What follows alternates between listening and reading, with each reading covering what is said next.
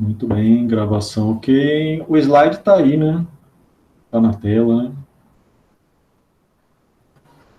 Ah, sim, professor, tá aparecendo aqui, beleza.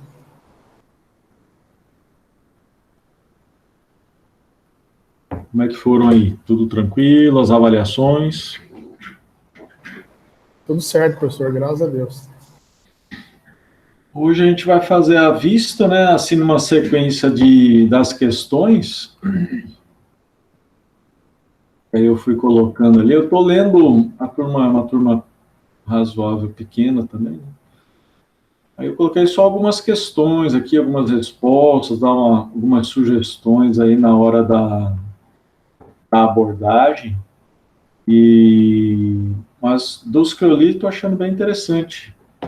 Um ou outro só a citação de fonte, que eu vou colocar lá para dar uma citada na fonte. Aí eu lanço mais tardar até. Hoje é quarta, quinta, mais tarde até final de semana que eu termino de ir lendo e já ir lançando. E a gente dá continuidade. Vou ver se avança um pouquinho, às 8h15, no máximo, se eu precisar fazer uma apresentação também, uma das últimas de seminário, lá do mestrado, aí eu finalizo para a gente dar continuidade na sequência. Aí eu vejo se eu já disponibilizo para vocês ali uma sequência para raciocinar.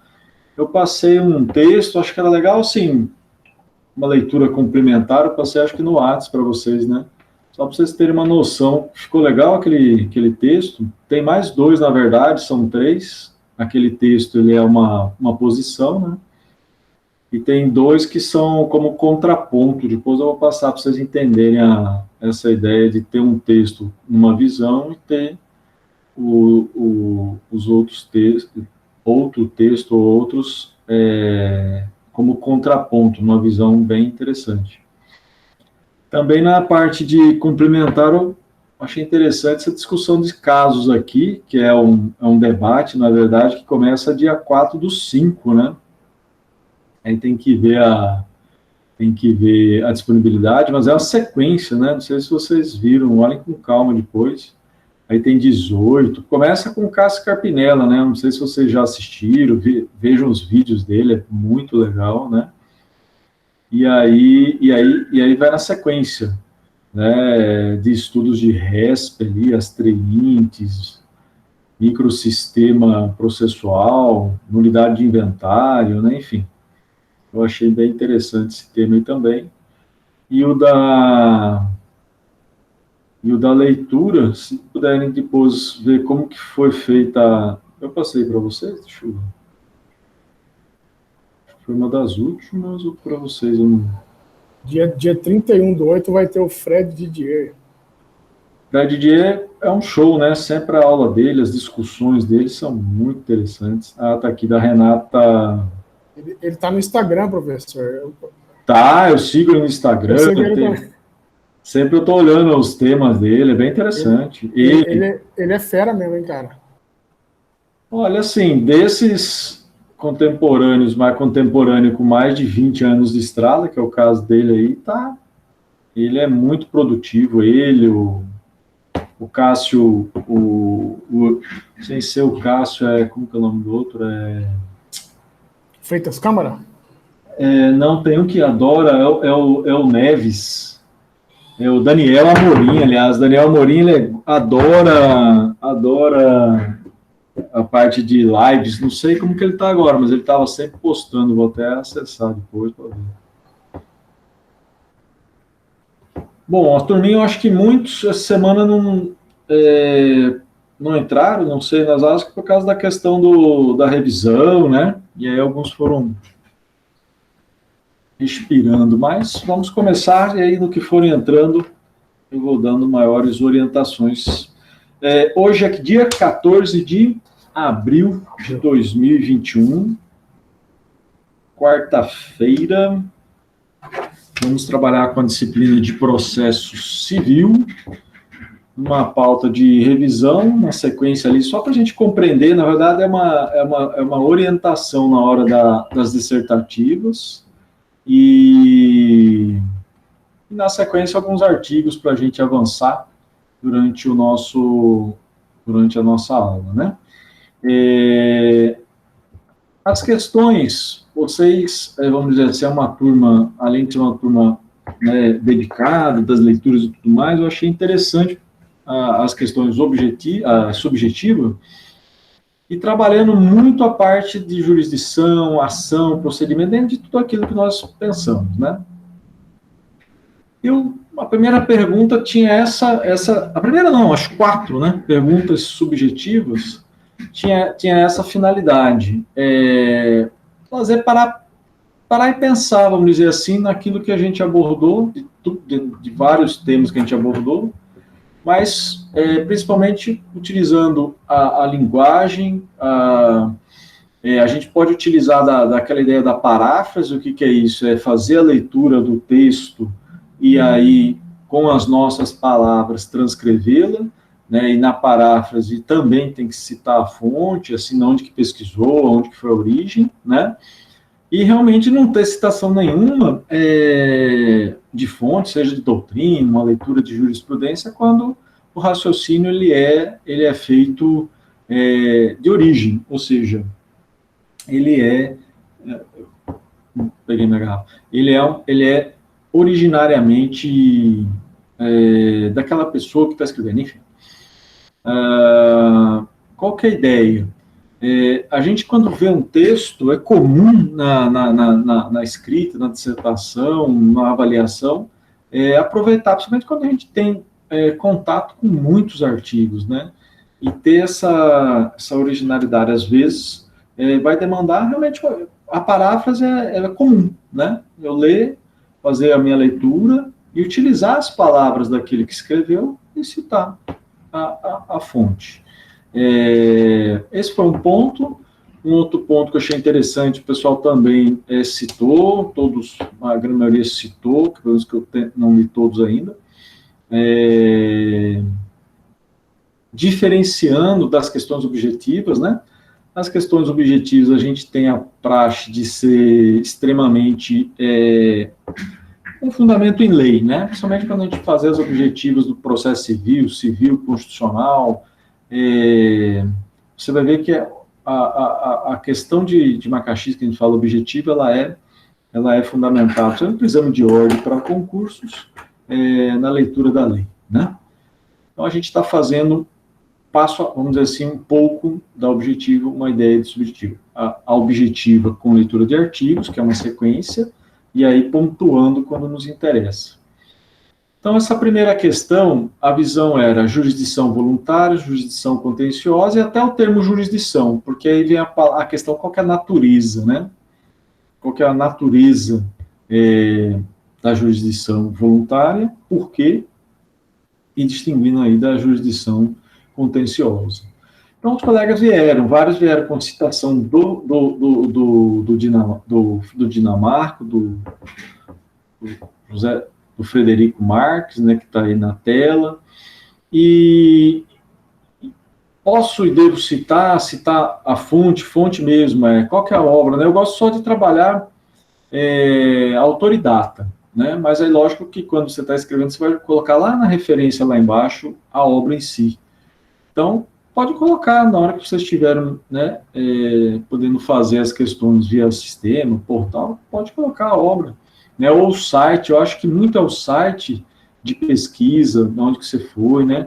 Então, o colega citou o Frederico Marques, ele falou, jurisdição voluntária, né, negócio jurídico que exige do Estado para que o negócio se realize ou complete.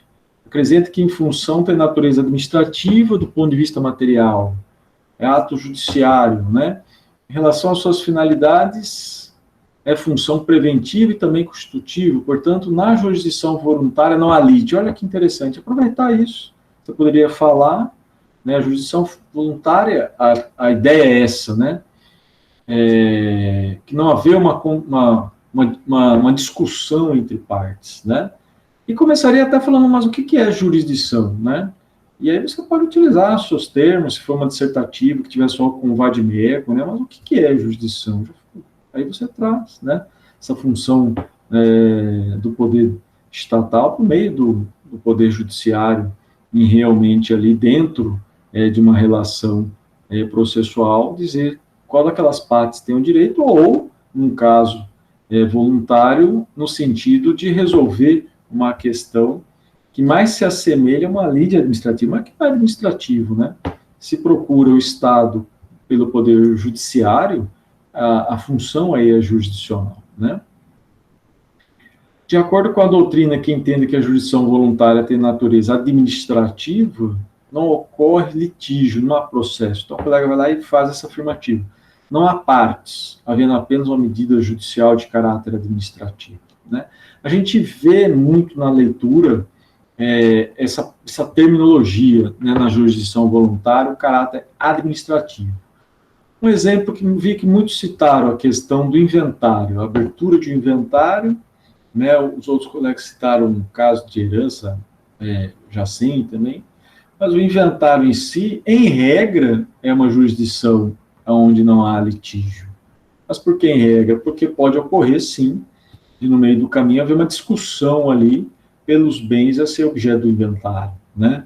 Então, a princípio, vamos dizer assim, não há um litígio, né? E aí o colega complementa. A corrente que entende que a jurisdição tem natureza jurisdicional, né? Que corrente é essa? Pode colocar entre parênteses, né? Se tem um tempo ali, se tem uma pesquisa que foi realizada, pode colocar, cita, né? Pelo menos a obra, a edição, né? Ou qual é a doutrina que tem esse entendimento, né? Ao afirmar que toda atividade depende de iniciativa da parte e é feita mediante o julgamento de uma ação. Então, o conceito de jurisdição voluntária, afirma esse colega, está muito longe de ser pacificada entre os doutrinadores, existindo corrente que procura justificar a natureza administrativa, jurisdicional e autônoma. Então, ele faz esse raciocínio, né, de maneira concatenada. Então, poxa, achei interessante. Estou lendo aqui, minha jurisdição contenciosa, né? A primeira questão era essa, ter essa natureza, né, de diferenciação. Então, contencioso, o próprio nome já traz a ideia, né, do próprio litígio, de ter partes dentro de uma relação de processo. O juiz age a partir de um conflito de interesses, né, que deve ser feito. Então, os colegas que estão chegando agora, são as questões, nós estamos na primeira questão, né, da nossa avaliação, eu disse do porquê de serem subjetivas mesmo, que era para vocês desenvolverem, né, um raciocínio dentro do caso, da pergunta, mas eram perguntas bem teóricas mesmo, né, dentro dessa primeira etapa que a gente está pensando aí no processo civil. Eu peguei algumas questões só, algumas respostas, estou analisando, estou vendo todas com muita calma e até finalzinho de semana aí eu já lanço lá, né? Mas achei interessante, como a gente está nessa semana de vista, trocar essa ideia. O principal está sendo, né, a questão das fontes. Então, o colega citou aí o que o venda, né? Predomina atualmente o conceito de que a característica da atividade jurisdicional é uma atividade de tornar o direito reconhecido, né, através de uma sentença. É um jurista basilar nosso, né, clássico, né, com a obra, né. Aí outra resposta já veio diferente, né, objetiva. Jurisdição integra uma tetralogia processual, né, ou seja, eu tenho jurisdição, ação, né, processo e defesa, propriamente dita. Jurisdição voluntária tem essa natureza de uma administração de interesses privados, né? Não há necessariamente uma situação conflitante, né? Poderia, colegas, colocar um exemplo, citar, né? Muitos colegas colocaram a questão lá do inventário antes de haver uma divergência, né? Dentro, porque após divergência vai haver mas a parte de jurisdição voluntária que está dentro do processo civil, na verdade, se eu pegar o processo civil, com vocês, pegar o Código de Processo Civil, né, jurisdição, a parte do termo voluntária, ele está dentro de procedimentos especiais, né, então, ele traz dois procedimentos de jurisdição voluntária, né, começa lá no 719, vocês vão estudar um pouquinho à frente ali, né? Quando este código, isso dentro do código de processo, né? 719. Está escrito assim, capítulo 15 dos procedimentos de jurisdição voluntária. Quando este código não estabelecer procedimento especial, rege os procedimentos de jurisdição voluntária à disposição constante desta seção. Aí ele fala, terá início, enfim, e vem toda uma sequência, né? Que em tese são né? Testamento, herança jacente, né? A questão dos ausentes, o bem dos ausentes, a interdição, né? Que a gente ouve falar, a questão da tutela, da curatela, né? Fecha, vamos dizer assim, né? Como jurisdição, pelo menos no código, né? Taxativamente de jurisdição voluntária. Então, pode haver. Mas eu achei interessante, é um raciocínio, acho que o colega fez uma leitura, e aí tem uma interpretação aí, pode ser uma paráfrase, pode ser que seja de uma leitura de uma ciência jurídica, se for, pode citar, não tem problema nenhum. Olha, isso aqui veio do Fred Dier, a ideia veio do Fred Dier, né, então coloca ali a obra dele, a fonte, né, ou foi a leitura de vários, às vezes acontece isso. Eu sou assim, eu peco na hora da escrita, peco que eu digo assim, no bom sentido, em ser fiel. Então, às vezes eu tive uma ideia, e ali eu coloco, né, lógico, aqui não precisa ser nota de rodapé, não é nesse sentido, mas vai fazer um TCC. Eu coloco em nota de rodapé, falo, esse raciocínio, essa ideia surgiu da leitura da obra tal, número tal. Eu uso muito nota de rodapé, até hoje eu não tive, assim, a BNT, não posso ter uma página da dissertação ou da tese toda só naquela parte que foi nota de rodapé, vamos dizer assim. Às vezes acontece de várias citações e ocupou metade ou parte de uma página. Mas eu fui fiel, eu acho que a fidelidade na hora da escrita, dessa dissertação, do TCC mesmo que vocês vão fazer, eu acho que foi essencial, né? Assim, a ideia surgiu de uma leitura e uma fonte. Quando tiver essa oportunidade, às vezes numa prova ali, e lembrar da fonte, cite, eu acho que é interessante, né? Eu gosto. O professor Felipe Rodolfo, que me deu a parte de metodologia envolvendo ciência, ele é doutor pela USP, é nosso professor aqui também na Federal. Ele usa um termo que é as notas de rodapé, né? A gente usa em regra como fonte, como citação, né?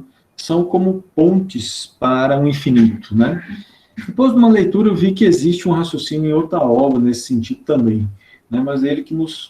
Mas por que isso? Porque cada vez que eu pego uma leitura de rodapé, um livro, um texto, e eu sigo falo, ele citou, tem um artigo tal, para ler melhor sobre esse assunto, né?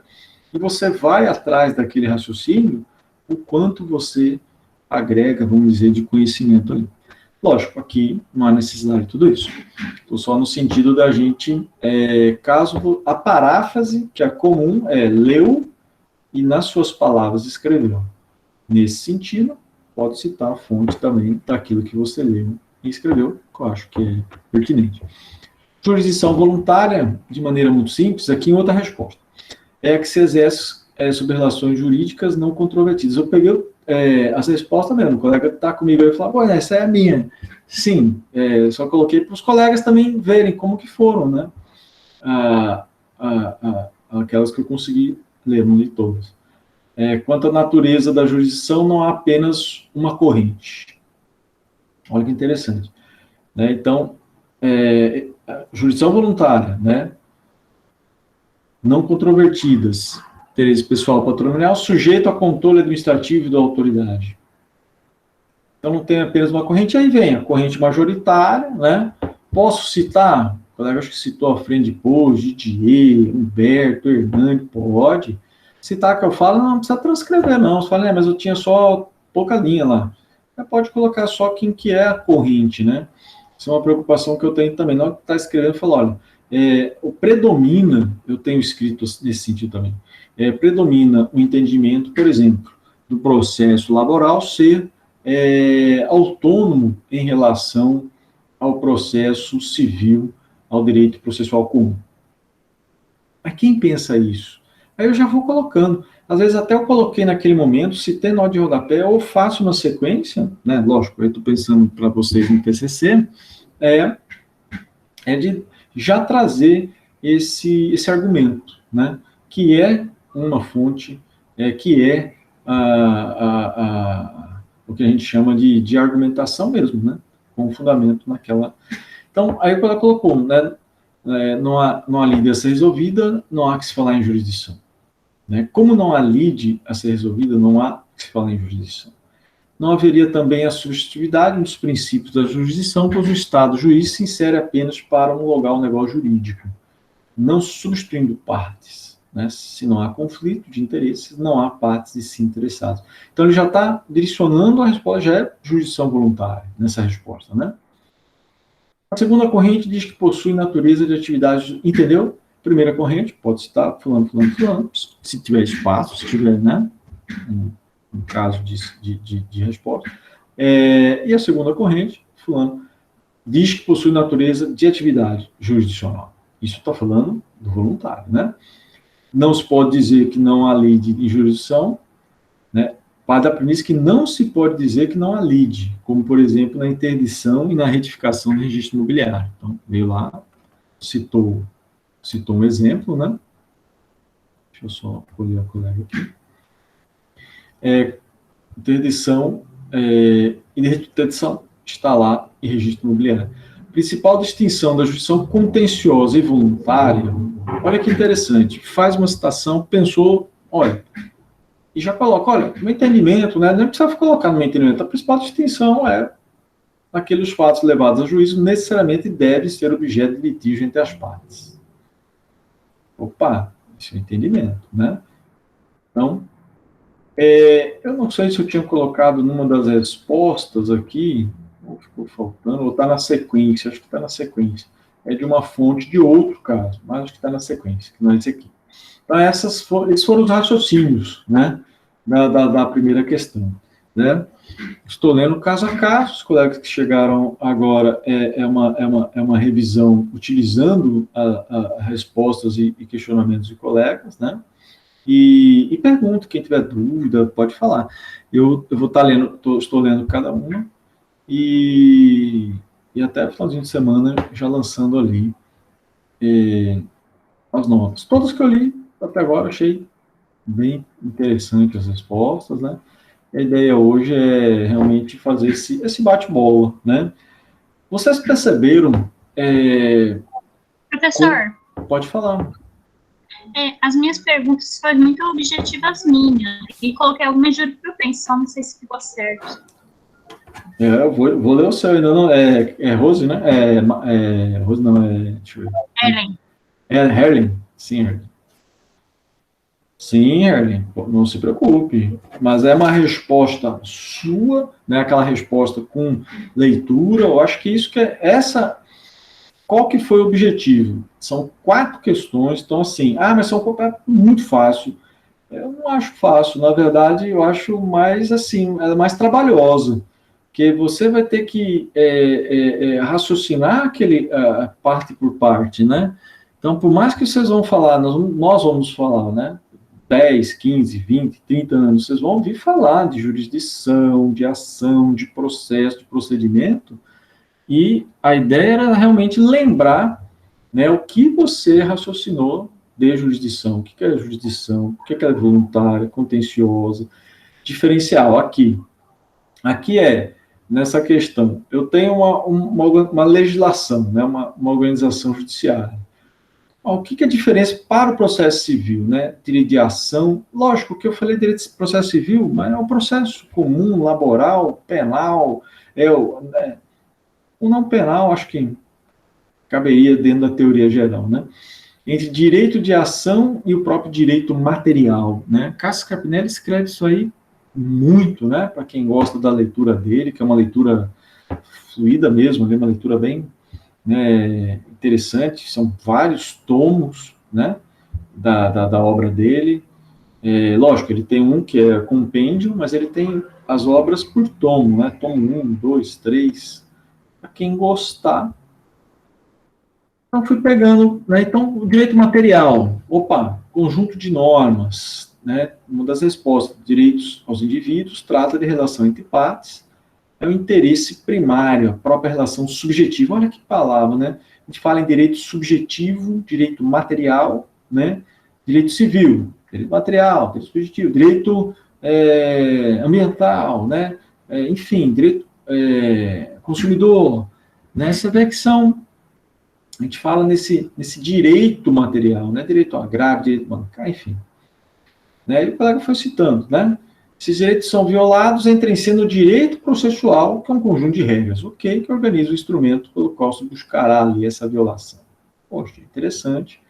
E ele pegou as fases, né? Então, acho que na leitura básica eu deixei um pouco do Humberto ali, com esses conceitos. Então, eu estou na fase agora instrumentalista, né? A fase atual, moderna, né? O processo atinge níveis expressivos de desenvolvimento e passa a enxergar num contexto social, justiça, efetivação, pá. Compreende-se a instrumentalidade do processo, pois ele não é um fim em si mesmo, né? E foi pensando. Em outra resposta, o direito de ação, enquanto integrante dessa tetralogia processual, é o exercício do direito subjetivo público. Então, estamos pensando lá. Então, ação, processo, procedimento. Requerer a tutela do Estado juiz para solucionar uma demanda, né, da administração, como uma lide. O direito material consagra normas de conduta que indicam o comportamento do indivíduo. Direito material. Direito material, direito do processo. Diferenciar, né, isso para nós aqui é essencial. O direito de ação é um meio de requerer o exercício do direito material. Quer citar um exemplo, quer aproveitar? Os exemplos têm marcado muito, eu vejo, no dia a dia nosso. No dia a dia que eu faço assim, os exemplos, as pessoas me lembram 10, 15 anos depois por causa de um exemplo. Aliás, você citou um exemplo um dia, e eu vejo o quanto isso é marcante. Pode usar, né? Se você está numa dissertativa, está com o vadimeco, está lá, lembra de um exemplo para fundamentar também a tua resposta, vai ficar bem interessante. E outra, né? O direito da ação é o direito de romper essa inércia, né, jurisdicional perante o Estado juiz, né, tempestivo. É direito fundamental, está se referindo ao direito de ação, pois resulta da incidência de diversas normas constitucionais. Princípio da inafastibilidade da jurisdição. Direito material é um direito positivado. Direito substancial. Voltou a ideia, né?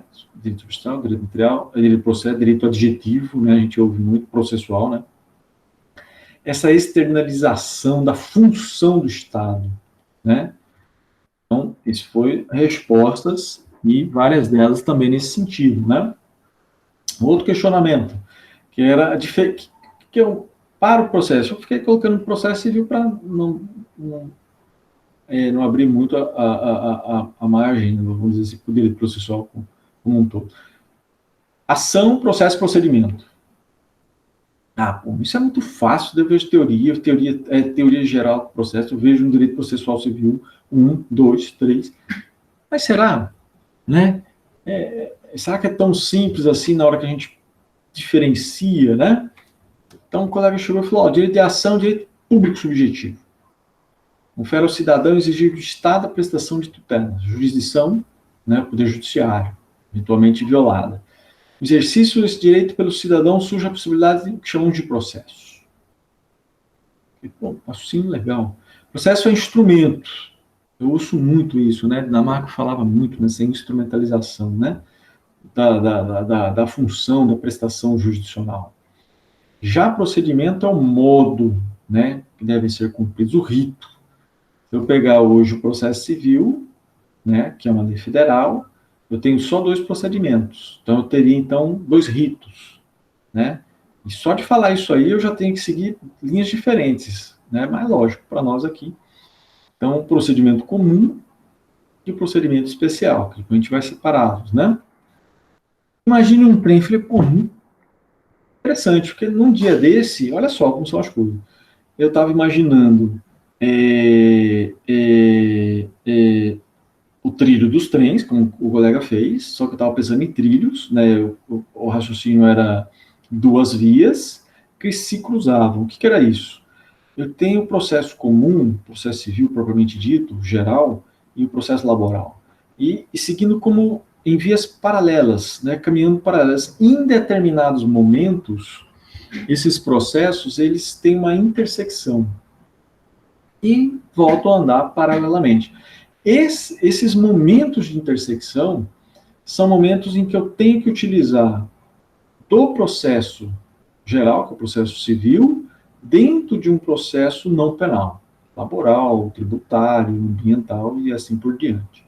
Então, olha só, né, administração pública, né, que os colegas estão acompanhando aí, nova lei de licitação. Então, o processo civil vai te ajudar em tudo isso, né? Ajuda dentro do Tribunal de Contas, ajuda dentro de um, de um processo administrativo, no executivo. Tanto é que vários regimentos internos fazem referência ao processo civil subsidiariamente, né? E alguns agora querendo copiar o novo CPC supletivamente. Mas, enfim, né? A gente chega no 15 já, no artigo, né? Mas, olha, eu fazendo esse raciocínio, na verdade, e aí eu falei, pô, mas que interessante. Citou o trem é composto por vagões, né, o processo, então ali, imagina o trem, né? O trem é o processo, que é composto de vagões interligados. O processo é composto por diversos atos sequenciais. E essa sequência foi um processo, né? Assim como o trem tem vários órgãos. Só que faltou citar a fonte, porque todo esse raciocínio tem fonte, né? Eu só coloquei aí o site, mas aí, lógico, se for citar no TCC, que é o trabalho de vocês proximamente aí, né? Cita a fonte, coloca lá, como que é citar a fonte, né? Aquela obra não sei se eu passei para vocês, do Saulo, né? Como não fazer, eu tenho, como fazer um trabalho de conclusão de curso, aí põe um nãozinho lá, que na verdade é o estudo de um texto que eu passei, eu acho que para vocês, do Luciano Oliveira, que é Não Fale, do Código de Hammurabi, enfim. Citou a consulta na internet, no www, a data, né, acesso dia tal, e alguns colocam, né, dia tal, tal horário. A ideia é fidelidade. Acostumem com isso. Tanto para fazer uma dissertação, um TCC, a fazer uma petição, é muito comum, a gente, na hora de escrever, é muito comum. Se olhar um julgado, um voto, por exemplo, né, muitos têm feito isso, eu tenho observado, olha o voto do ministro, puxa, mas que raciocínio, hein?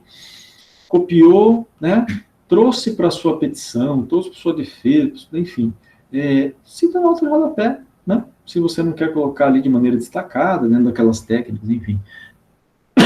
Desculpa. Coloca a nota de rodapé e cita a fonte. Eu digo isso porque principalmente para a gente ter essa conduta de fidelidade. Fidelidade na pesquisa, fidelidade, né? Teve um caso que o meu orientador, e isso é dito na semana acadêmica, do mestrado em Direito na Federal, nesses 10 anos, né, que teve agora, foi 2, 3 anos atrás, de uma acadêmica lá do mestrado, em que na qualificação observam que era cópia muito integral de uma outra dissertação. Lhe é possibilitado a esta aluna revisar o seu texto para a defesa. Então, você tem um momento de qualificação, eu devo ter o meu agora do ano, que é dizer, olha, o que eu estou fazendo? Minha tese minha dissertação é esta é a minha hipótese, meu questionamento, eu já fiz nesse sentido, assim, assim. Aí, quem está lá, né, como convidado, o orientador, logicamente, já estará lá, ele convida outros professores da área, olha, está indo no caminho certo, esse caminho... Aí é a hora de você ajustar, né? Você ajusta e tem mais, geralmente 6 meses, até 6 meses, para fazer a defesa ali do que você escreveu. E esse é um caso, e foi para qualificação, mas não mudou nada. E principalmente era a citação das fontes de consulta, né? Então, a minha sugestão e orientação é lógico. Aqui nós estamos numa avaliação, dentro de um limite de espaço, né? Estou indo muito além, na verdade, né? Vamos dizer assim, da revisão, vamos dizer, né? De orientação. Eu estou utilizando a revisão mais para o seu TCC que você for fazer, ou também numa dissertativa do exame de ordem, numa prova, enfim, concurso. Lembrou, né, porque às vezes você tem o FADMEC que está ali, e aquela fonte. Lógico que numa avaliação de concurso, segunda fase, dificilmente, né? Você pode até lembrar daquele autor, daquela, né, a obra ali, cita, lógico, se é fiel, poxa, né? Mas principalmente na hora da TCC, na hora de fazer os trabalhos, né? Enfim, como um todo. Então, esse raciocínio tinha fonte, né? Eu acho que é legal. Da mesma forma, pretende chegar a um processo. Eu achei interessante, foi uma pesquisa, né? O processo, da mesma forma, pretende chegar a um resultado que é a prestação jurisdicional. Achei muito interessante a ideia, né? Do trem. Eu tinha pensado, em algum momento, de umas escritas que eu tinha feito, porque nas viagens que eu gosto de fazer, às vezes, de férias, a gente vai muito, né, na estrada, e a gente vê aqui, principalmente Mato Grosso, e aí entrando no Rio Sul, enfim, pega aquela parte que tem o trilho, né, e o trilho muitas das vezes passa, cruza, e aquilo foi me deixando... Eu falei, existe momentos de intersecção do processo civil com o processo laboral, ambiental, ou seja, são momentos que eles se encontram. Esse encontro tem um fundamento no Código de Processo, que é o artigo 15, tem também na CLT, que é o processo, que é a consolidação deles de trabalho, vocês já estão tendo uma noção de estudo, né?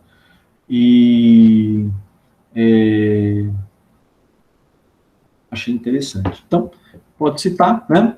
Coloquei está a fonte, procedimento. Por outro lado, representa o modo de como o processo deve tramitar, o rito que ele deverá seguir. Então, ele diferencia processo, procedimento, né? Fazendo aí uma analogia ao trem. Procedimento é o trilho, né? Pelo qual o trem, o processo, vai seguir. Achei interessante. A fonte, né? Está aí. Só faltou, lógico, né? Acesso, dia tal, né? Uma outra resposta bem interessante, ó, enquanto a ação é a possibilidade de exercício do direito subjetivo público, né, aquilo que foi pensado lá, né? Há uma sequência de raciocínio nas questões, se você parar para observar, até que tem. Aí tem um direito subjetivo público de requerer a tutela, ação, né? Se trata de uma forma de requerer ao Estado a garantia de um direito a ser declarado, né? Jurisdição voluntária, né? Contenciosa, satisfeita.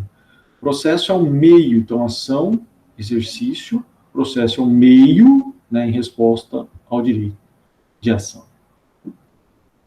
Procedimento, por fim, é a fase, a etapa, o modo como a ação se movimenta no poder judiciário, ser uma outra resposta, né? É a forma determinada por lei.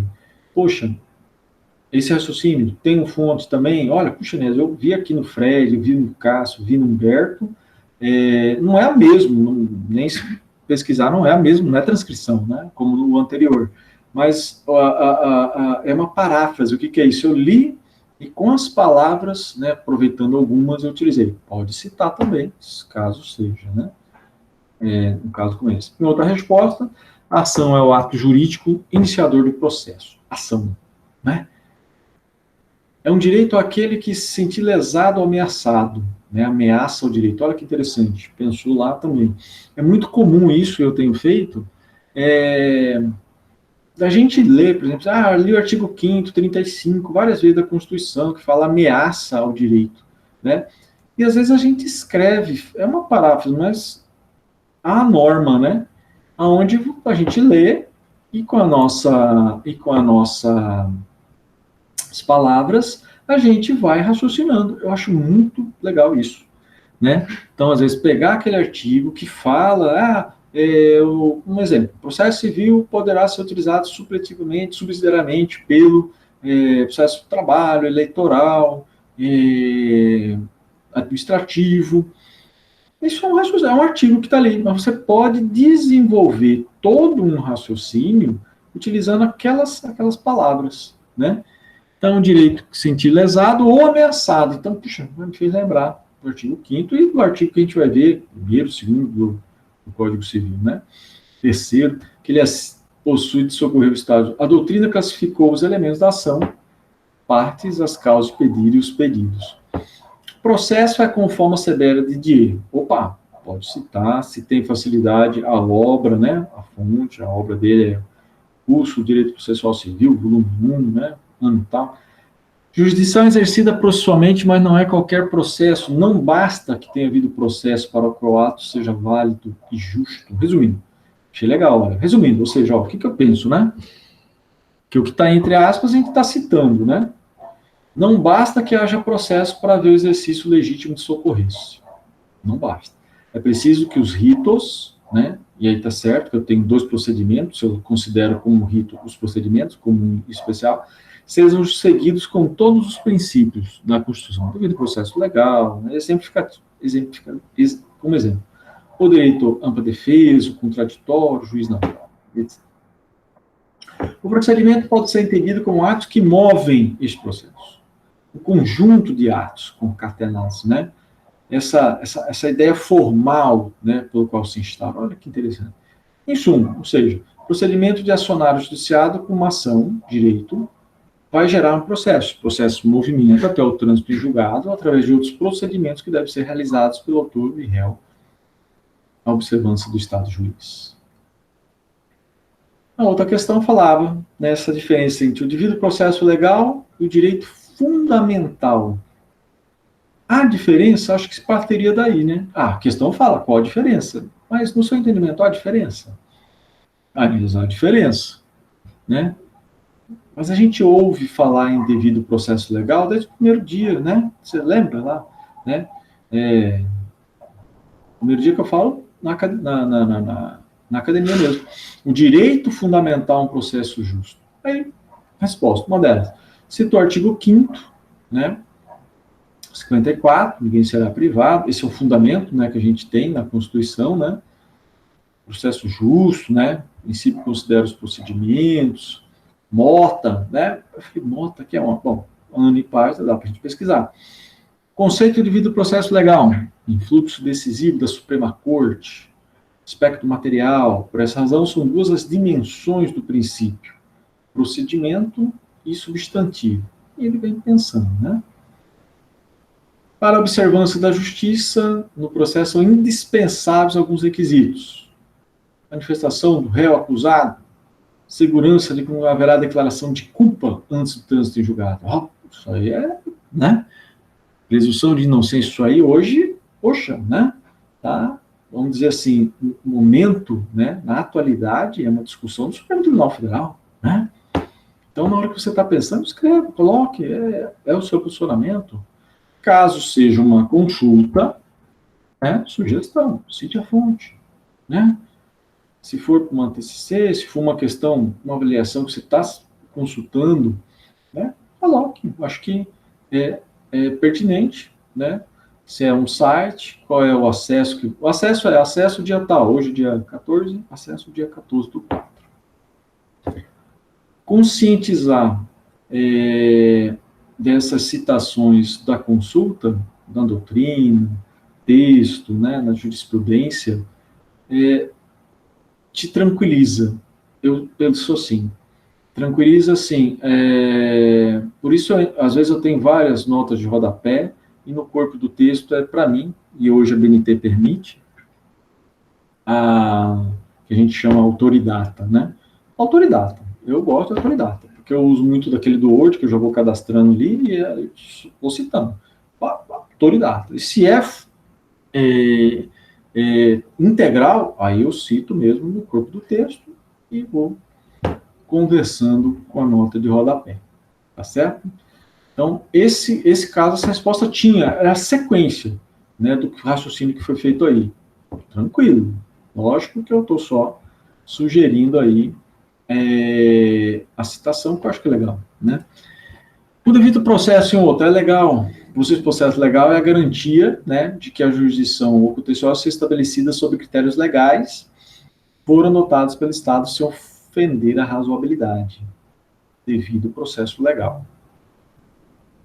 Já o direito fundamental é um processo justo. Humberto Adorno fala muito isso, né? Não é de agora, Dinamarca, né? Processo seja apenas um meio de tutelar os direitos garantidos em outros.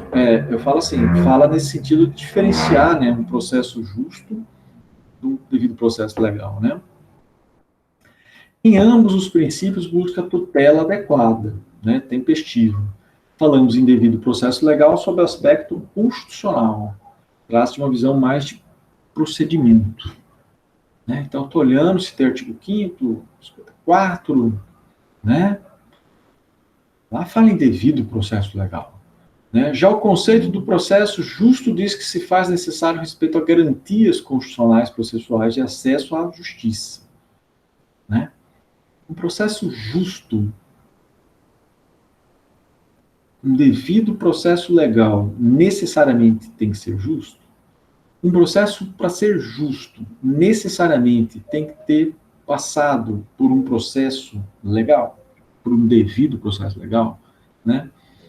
Isso é um questionamento, né?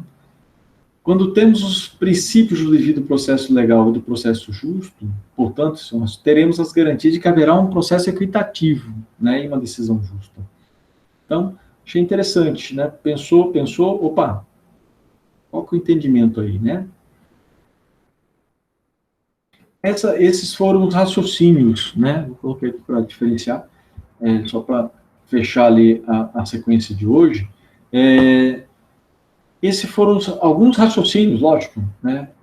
De algumas respostas que eu fui ao longo de algumas leituras dos colegas.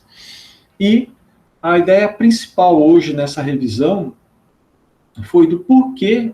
Não sei se eu fui o único que fiz questões subjetivas, acho que os colegas outros também, mas assim, a objetiva, poxa, olhou, né, você vai ver que tem um fundamento dentro, regra da lei, Código de Processo, Código Civil, Código de Constituição, né, mas a subjetiva, ela demanda um raciocínio, e eu acho que, dos que eu li já, e aí coloquei alguns exemplos, esse raciocínio de existe uma fonte, né, eu li, reli, compreendi, né, e o que eu compreendi está aqui.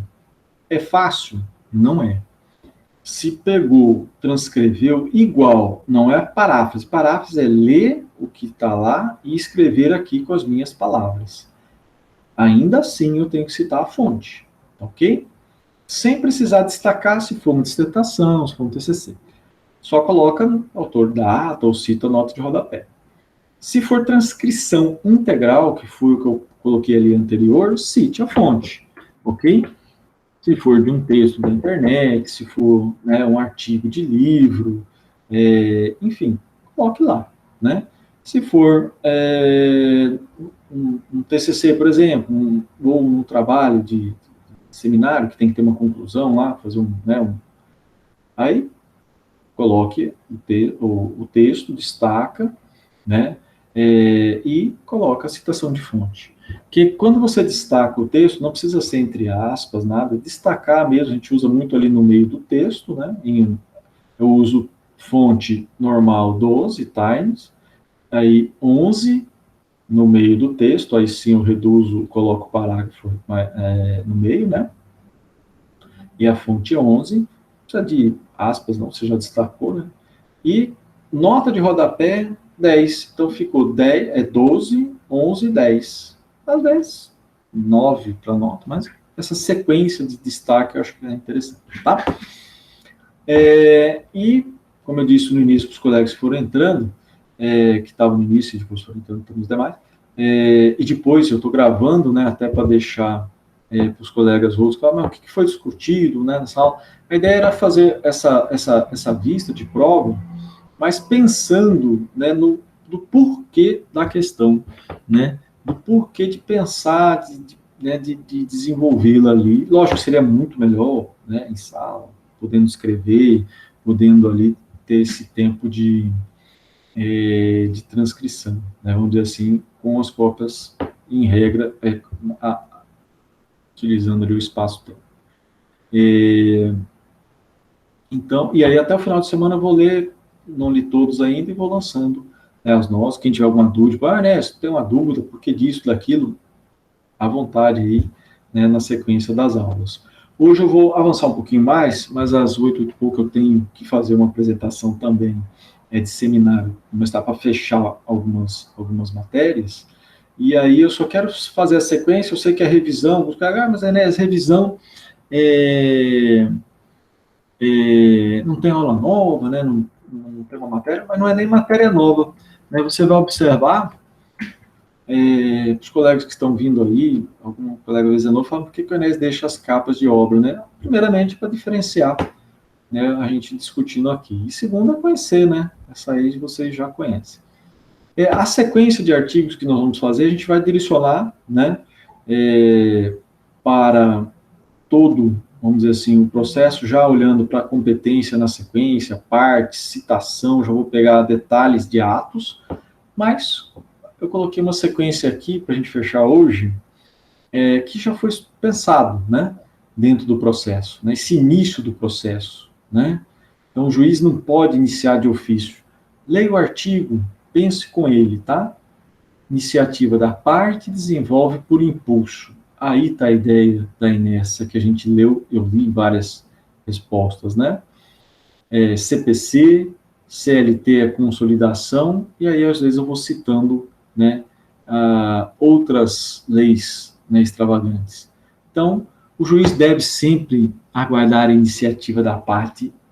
Essa é uma regra, né, que eu já lancei algumas ideias aí de questionamento quanto a essa inércia, mas lógico, só ideias, né, mas que devem ser avançadas. Então, a regra, existe exceção, né, a incidência dessa inércia, né, em algum momento a gente vai ver no CPC mesmo, né, por exemplo, questão da herança, jacência da herança, na hora que a gente estuda, né, tanto o direito civil como o direito processual, eles se conversam, por isso que às vezes eu vou pondo alguns textos para vocês, não fique com receio também dos textos, não receio que eu digo assim, vou ler, não tem nada a ver com que eu, né, a matéria.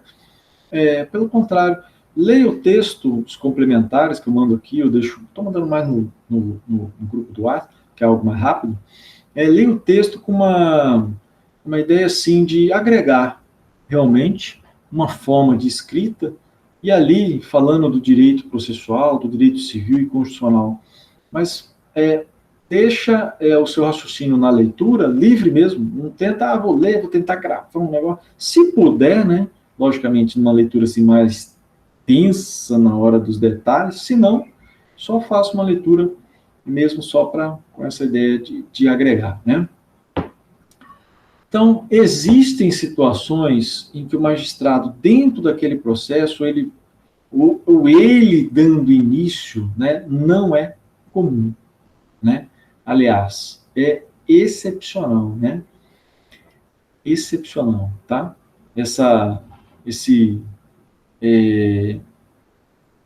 Dentro da herança, depois no estudo vocês vão fazer do inventar a sucessão, né? O direito de sucessões, chegar um momento o que fazer com aquela herança que está ali, né? Não tem sucessores, né? Quem que vai ficar com esse bem, né? Como dar esse impulso àquele bem, ou seja, parte do bem teve sucessor e parte não teve. Aí vem aquela ideia da união, do Estado, até chegar a um final, né? Quem vai dar impulso, né, a isso? Então, pode surgir aí uma exceção, né, a essa ideia da inércia, né? Se esse impulso oficial do magistrado, e esse impulso me lembra muito a questão do procedimento, dos atos, né? Nós vamos ver de citar, intimar, audiência, né? Nós vamos pensar dentro do CPC, né? se a parte não der andamento, né, praticando o ato que lhe competia, a palavra que dia desse, aulas passadas, né, acho que foi a Rosa que perguntou da contumácia, ela citou um exemplo, deixou de agir, o juiz extinguiu, né, sem resolução. Olha o termo aí, contumácia. Deixou de dar esse impulso à parte dentro do processo, né? Comum, hein? Dia desse agora eu vi uma execução de título extra, só abrindo um parêntese, valor relevante mesmo, 1 milhão e pouco, e houve defesa, houve embargos, é título extra, tá, judicial, houve embargos à execução do título extra, mas o profissional não deu impulso, ele tinha pedido para recolher custas ao final, mas tá, não concedeu e mandou recolher as custas sobre o processo, e ele não recolheu as custas, né? Inclusive está na sequência aí, se as custas do processo não seria, né, uma forma de cesseamento ao direito, né, de acesso à justiça, né? Eu disse que a execução é de 1 milhão e pouco, imagina as custas, né, para que o autor da execução recolha. E é comum fazer o pedido para recolher ao final, lógico, né, que ao final o magistrado já vai estar, se for uma execução, com os bens apreendidos, penhora e tudo mais, e aí o próprio credor vai ter condições também de arcar com aquele valor, né. Essa sequência, eu vou deixar também, acho que não deixei ainda desses artigos, vou deixar postado já lá, até para vocês já avançarem, que é algo que a gente já pensou, né, durante essas nossas semanas, né? São raciocínios que eu deixei, que às vezes fui pensando, mas não tinha colocado como material para vocês, né? Não se excluirá da apreciação jurisdicional ameaça ou lesão a direito. Arbitragem, sabe daquela cooperação que nós falamos, né? Essa solução consensual de conciliar, mediar, outros métodos, né, no curso do processo. Hoje, nas semanas anteriores, uma ação anulatória de muitos anos, acho que tinha mais de 15 anos, estava em grau de apelação no TJ, e a parte solicitou ao apelante para o desembargador relator uma audiência de mediação, com fundamento no artigo 3º. Né, tudo via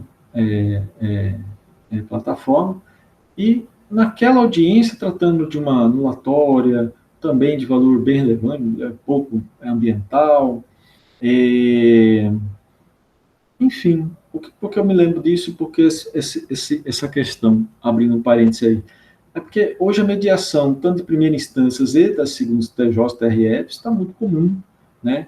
Aí o relator não participa, nesse caso não participou, e colocou o mediador lá, tinha um procurador de justiça, né, em segunda instância, procurador de justiça, tem um procurador de Estado, tudo lá, né, buscando mediar. Mas você vai falar, mas não é uma ação dessa, demorou 15 anos, foi para o tribunal, está em apelação, e antes de qualquer coisa, o relator falou, não, faz uma audiência de mediação, já foi mais uns meses aí, né? Sim, só não podemos usar essa mediação, e isso foi um dos pontos arguídos pelo procurador,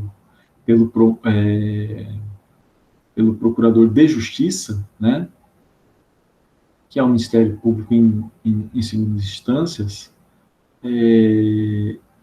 dizendo que, como era um direito indisponível, né, tratava-se de dano ambiental, ou seja, o interesse não podia se dispor, né, seja para o Estado, ou se fosse para a União, então não haveria como, em uma audiência de mediação, se parcelar valores, reduzir valores como queria o autor, o apelante, né? Bom, mas é algo que nós já pensamos dentro dessa cooperação, né? Citei aí alguns exemplos, né, que pode, vamos dizer assim, ser questionado, vamos dizer, nessa questão da lesão, da ameaça ao direito. É uma lei antiga, a 8.437/92, mas ela trata de liminares em desfavor da fazenda pública, União, Estados, autarquias, né, municípios, que não pode haver a liminar, regra, sem a ouvida do representante, sem a ouvida do ente público. E isso está sendo muito utilizado hoje nas tutelas preventivas também, né? Muito nas ações mandados de segurança e na ação civil pública, né? Mas se eu busco uma ação, né? Se eu busco por meio de um processo uma tutela imediata, e a lei, por isso eu citei de 92, ela diz que não pode haver a concessão de uma liminar antes da ouvida da parte, essa lei infraconstitucional, né, ela não estaria indo, aí sim, de encontro, né, chocando com a norma constitucional, né, o artigo 5º, 35, que fala também, em outras palavras, esse acesso, né, ou não apreciar, né, a tutela jurisdicional ameaçada, né?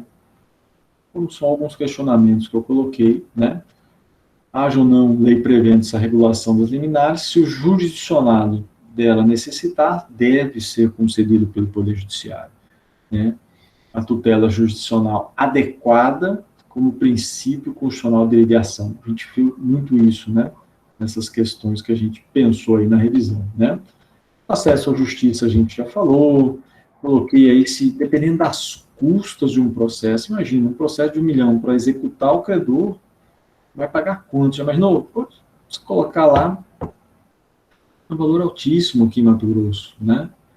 Será que não há uma limitação do acesso à justiça, né? Caso seja obrigado a recolher essas custas desde o início, né? Não impede, não dificulta, né? Diferenciar os direitos difusos, né? Transindividual, né? O acesso à justiça não é só entre particulares, né?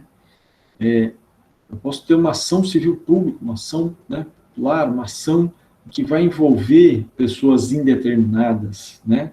Ou coletivamente determinada categoria, determinado grupo de pessoas, né? A gente vai estudar muito isso com estudar o direito do consumidor, né?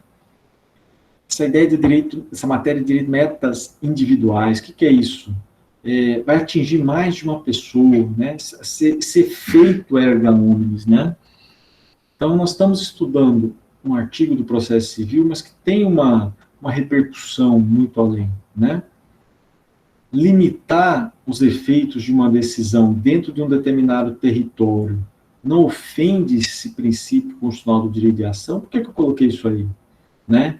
E é um tema recente. Aí eu coloquei na sequência, eu vou fechar o raciocínio já daqui a alguns instantes, diante da necessidade que eu tenho de ir para outra discussão também de apresentação. Depois pesquisem esse RE para nós é um recurso extraordinário. A Lei 7.347, vocês vão ouvir falar muito de 85, é a Lei de Ação Civil Pública, tá ok? A ACP, como a gente fala, né? Esse quadro nos diz assim, eu tenho um recurso extraordinário, 1.101.937, um leading case. Essa tela é uma tela do Supremo, né?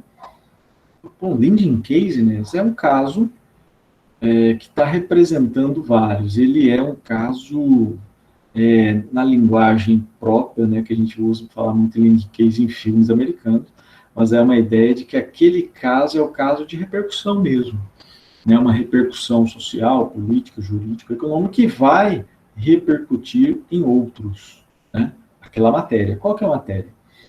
A decisão da ação civil pública, a sentença, né, julgada, ela ficará restrita a um determinado território, como realmente prevê o artigo 16 da lei. Você vai falar, mas é de 85, essa matéria está sendo discutida hoje. A repercussão, você está olhando ali ó, no canto, o que é isso, repercussão, Inés?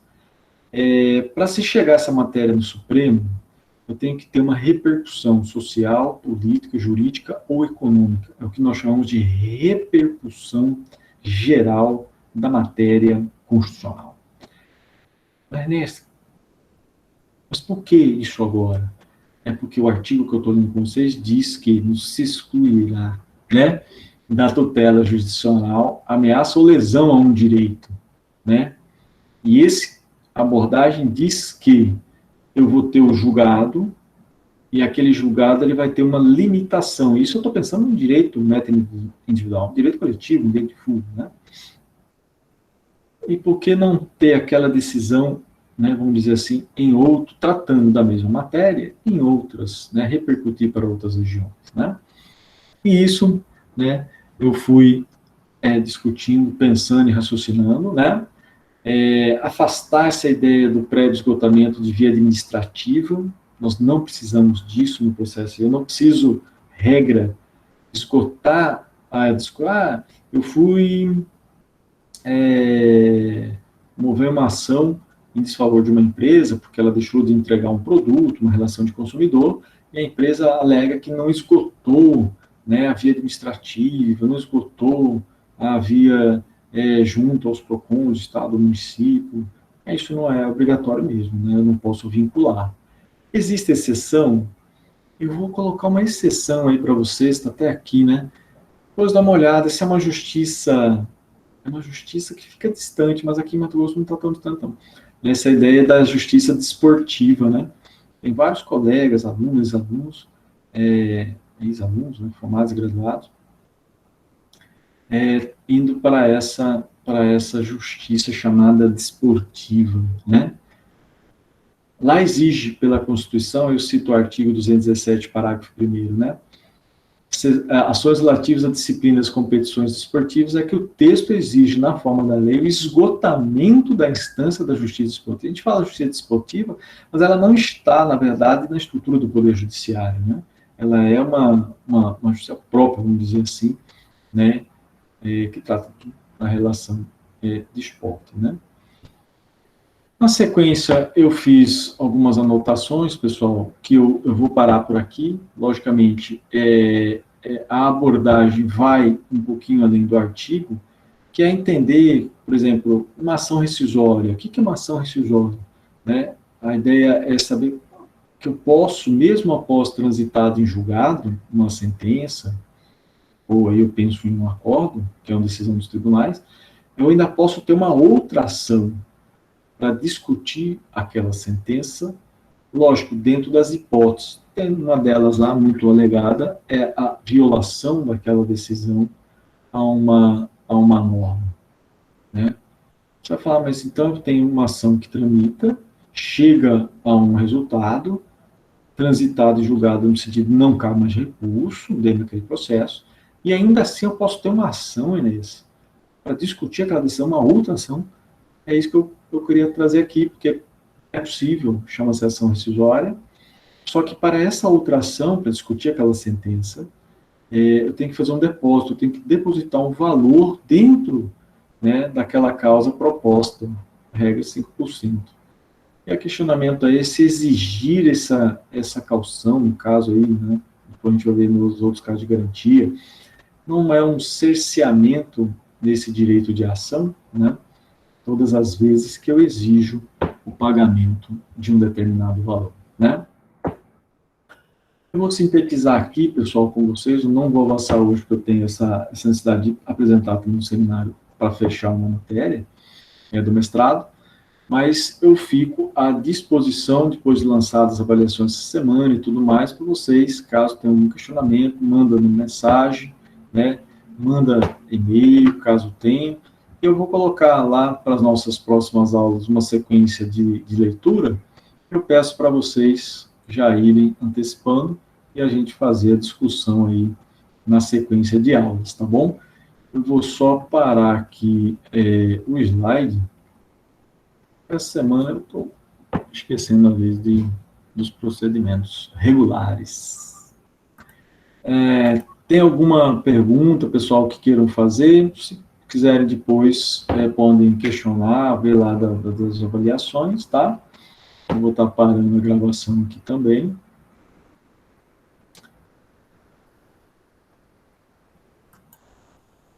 Depois eu disponibilizo lá para os colegas que quiserem ver depois, né?